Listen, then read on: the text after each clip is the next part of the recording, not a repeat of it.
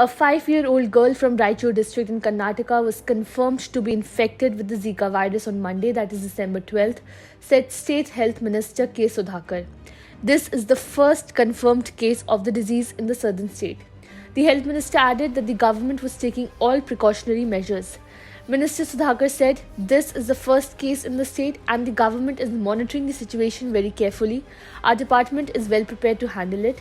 We have got a lab report from Pune about the confirmed case of Zika virus. On December 5th, it was processed and reported on December 8th. 3 specimens were sent out, of which 2 were negative and 1 was positive, which is a 5-year-old girl. We are keeping a vigil," Sudhakar said in response to a question on the Zika virus case in Raichur. Some cases were found a few months ago in Kerala, Maharashtra and UP.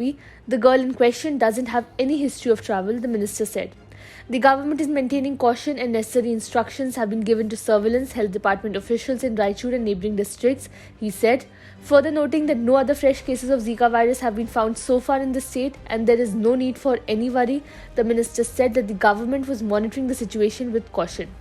The Zika virus disease is transmitted through the bite of an infected Aedes mosquito, which is also known to transmit infections like dengue and chikungunya. The virus was first identified in Uganda in 1947. According to the World Health Organization, the Aedes mosquito usually bites during the day, peaking during early morning and late afternoon or evening. For the majority of people, Zika virus infection is not a serious issue, but it can be very dangerous among pregnant women, especially for fetuses. The infection can cause microcephaly, a brain disability condition, or other conditions called congenital Zika syndrome. Rashes, fever, conjunctivitis, muscle and joint pain, malaise, and headaches are common symptoms of the disease according to WHO. However, most people with Zika virus don't develop symptoms. The symptoms usually last for 2 to 7 days.